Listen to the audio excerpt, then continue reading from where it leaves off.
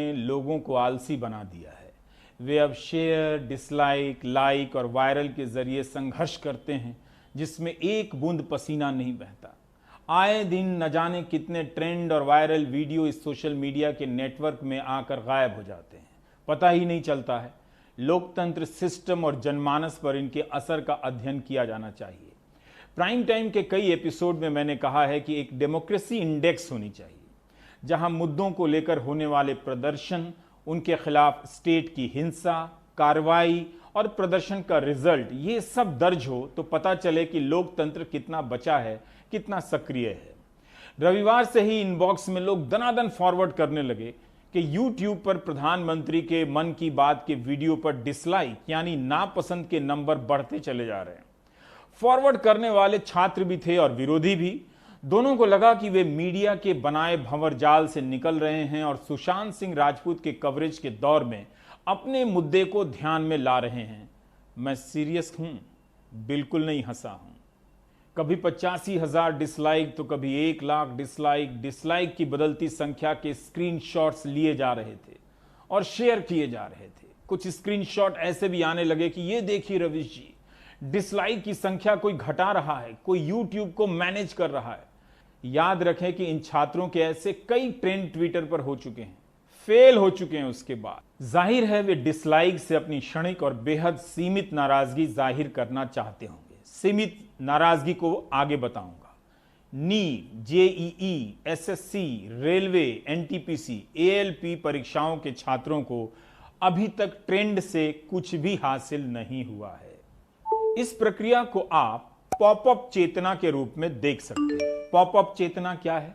जैसे आप electric toaster में ब्रेड डालते हैं, सेक जाने के बाद ब्रेड अपने आप पॉपअप हो जाता है, यानी बाहर आ जाता है। उसी तरह प्रोपेगेंडा, व्हाट्सएप यूनिवर्सिटी, धार्मिक उन्माद, धार्मिक गौरव, जातिगत पहचान, जातिगत नफरत से बनी पहचानों के बीच नौकरी की अल्पकालिक याद पॉपअप होकर बाहर आ गई है। डिसलाइक भी एक किस्म का पॉपअप है। जुलाई 2017 में जीएसटी लागू हुई थी। दिखाए गए सपनों से उलट 1 महीने के भीतर सूरत का कपड़ा उद्योग चरमरा गया। सूरत में बड़े बड़े प्रदर्शन होने लगे। प्रदर्शन का वीडियो और फोटो शेयर करने वाले बीजेपी के विरोधी ही ज्यादा हुआ करते थे।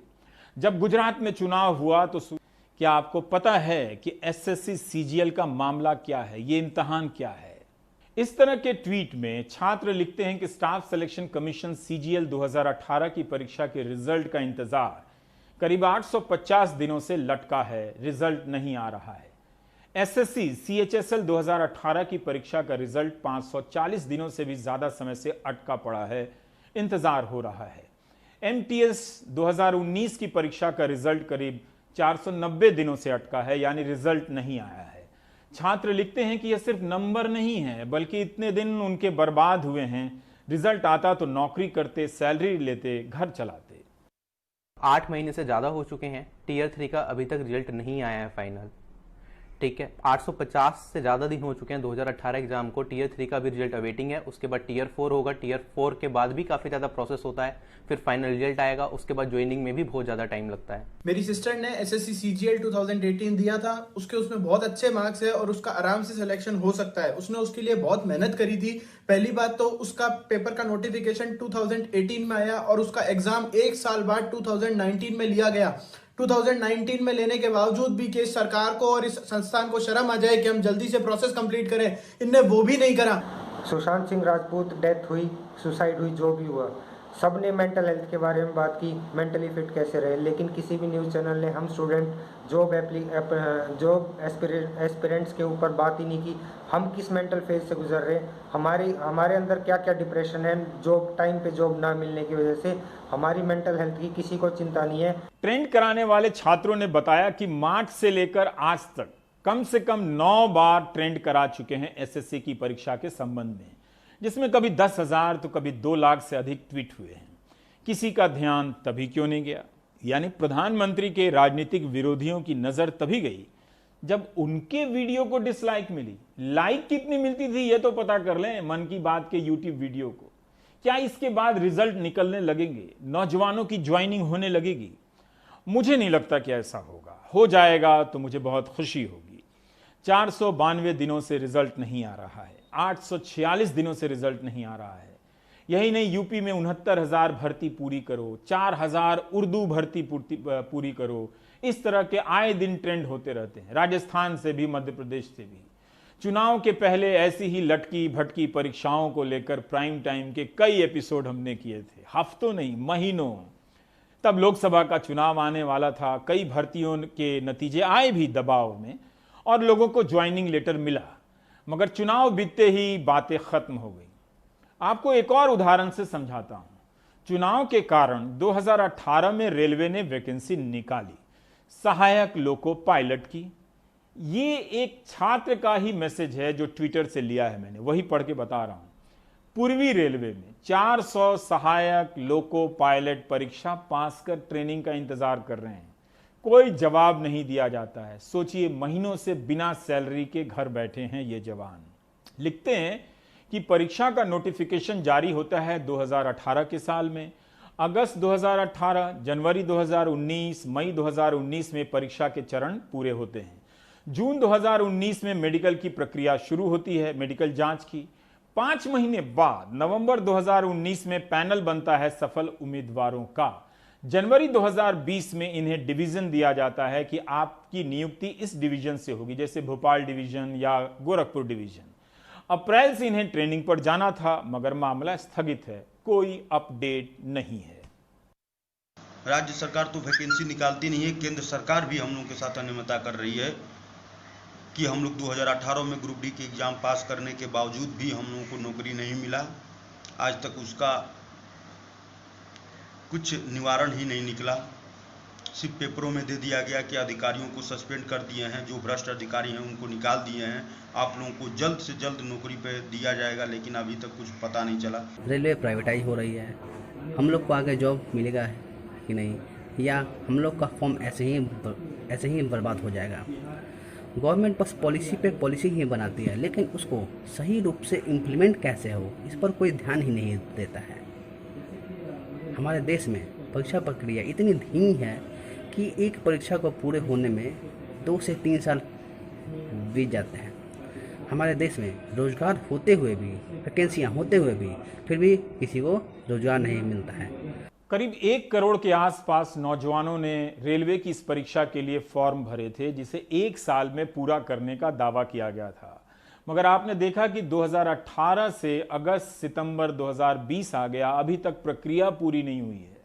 आए दिन सहायक लोको पायलट के सताए ये नौजवान ट्विटर पर ट्रेंड कराते हैं, कोई ध्यान नहीं देता है। इन्होंने पुरानी नौकरी छोड़ दी, नई नौकरी, नई सैलरी कब मिलेगी किसी को पता नहीं। साल में 2 करोड़ रोजगार देने का वादा था भारत सरकार का। रेलवे मंत्रालय 2 साल में 1 लाख पदों की भर्ती की परीक्षा पूरी नहीं कर सका। धीरज रखिए, रेलवे की एक और परीक्षा के बारे में बताने जा रहा हूं, NTPC, non technical popular category. 28 फरवरी 2019 को नोटिफिकेशन आया कि railway non technical popular category के लिए परीक्षा कराएगी। 35,000 वैकेंसी का ऐलान हुआ। 1 मार्च 2019 से लेकर 12 अप्रैल 2019 के बीच परीक्षा के फॉर्म भरने की प्रक्रिया चलती रही, जिसमें फॉर्म भरने से लेकर ऑनलाइन फीस जमा करना शामिल था। इस नोटिफिकेशन में लिखा था कि जून से सितंबर 2019 के बीच परीक्षा होगी। अगस्त सितंबर 2020 आ चुका है, परीक्षा नहीं हुई है।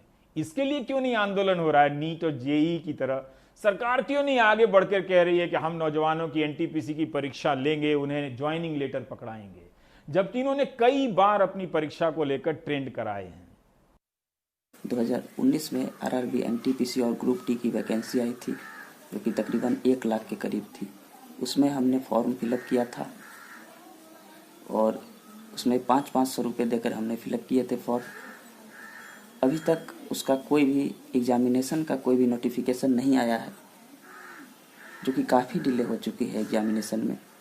सरकार को इस पर ध्यान देना चाहिए, क्योंकि हम लोग गरीब फैमिली से बिलोंग करते हैं और अधिक दिनों तक अपनी तैयारी को जारी नहीं रख सकते हैं।